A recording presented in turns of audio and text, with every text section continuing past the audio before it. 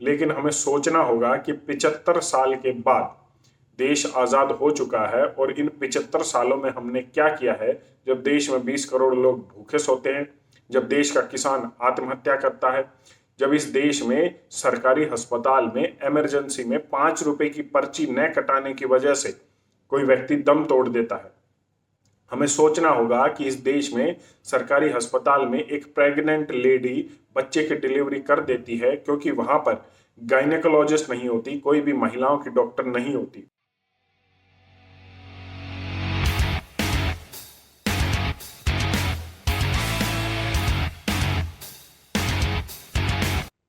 Spain के एक अखबार ने एक सपेरे की फोटो लगाकर भारतीयों को, या मैं कहूं भारत को, चिढ़ाने की कोशिश की।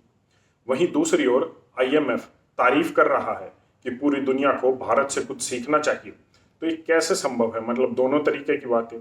हालांकि मैं आपको बता दूं कि वर्ल्ड बैंक और आईएमएफ जब भी किसी की तारीफ करते हैं तो वो खुद एक चिंता का विषय होना चाहिए, क्योंकि पहले ही आईएमएफ ये कह चुका है कि 2025-2027 तक जो भारतीय रुपए की वैल्यू है वो गिरेगी, ये कमजोर होता आएगा, और जो डॉलर है, जो इंटरनेशनल जो मनी है, वो मजबूत होगी।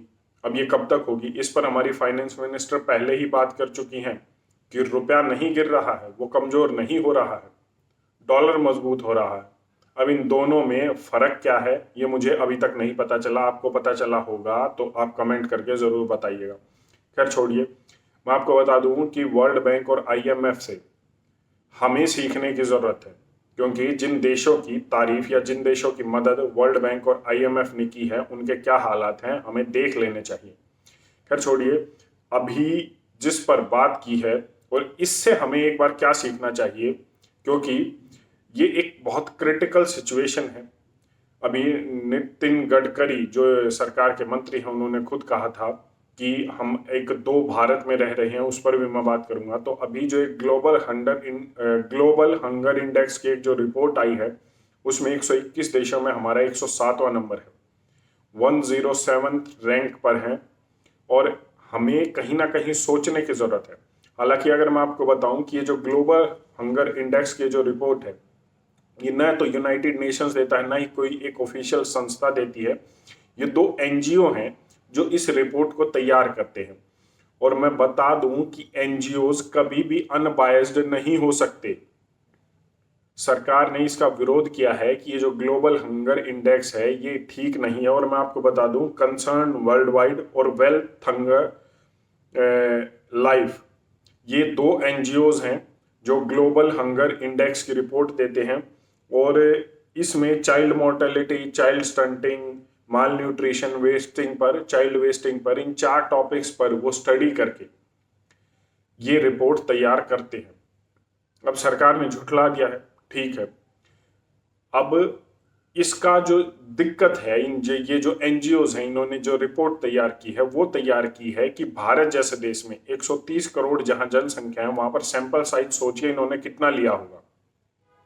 सिर्फ 3000 का सैंपल साइज इन्होंने लिया है, और 3000 लोगों पर सर्वे करके इन्होंने 135 करोड़ की जनसंख्या के एक देश की ग्लोबल हंगर इंडेक्स रिपोर्ट तैयार कर दी। अब ये कितनी ठीक होगी कितनी नहीं, उस पर आपको सोचना चाहिए। लेकिन सवाल ये नहीं है, हम भी मान लेते हैं कि जो सरकार कह रही है कि इस रिपोर्ट में कुछ ना कुछ गड़बड़ है और हम नकारते हैं इस रिपोर्ट को, ठीक है, हम सरकार की बात मान लेते हैं। लेकिन यहां पर सोचने की जरूरत यह है कि क्या सही मायने में किसी भी चीज की बदलाव की जरूरत हमें नहीं है, या हमारे देश में नहीं है, या हमारे देश की पॉलिसीज में नहीं है, या देश में सब कुछ ठीक चल रहा है। सवाल ये है कि ठीक है, अगर हम इस रिपोर्ट को नकार भी दें तो इस बात से क्या आप झुठला सकते हैं इस बात को कि इस देश में हर रोज 20 करोड़ लोग बिना खाना खाए भूखे सोते हैं? क्या आप इस बात को झुठला सकते हैं कि इस देश का 57% पैसा, 57% ऑफ द वेल्थ ऊपर के 10% लोगों के पास है? क्या आप इस बात को झुठला सकते हैं कि इस देश की 22% वेल्थ, देश का 22% पैसा टॉप के 1% लोगों के पास है? ना, आप नहीं झुठला सकते। ये वो आंकड़े हैं जो ऑफिशियल संस्थाएं देती हैं, और कुछ तो ऐसी संस्थाएं जो भारत की संस्थाएं हैं, और भारत सरकार भी इन बातों को मानती है कि इनइक्वालिटी है।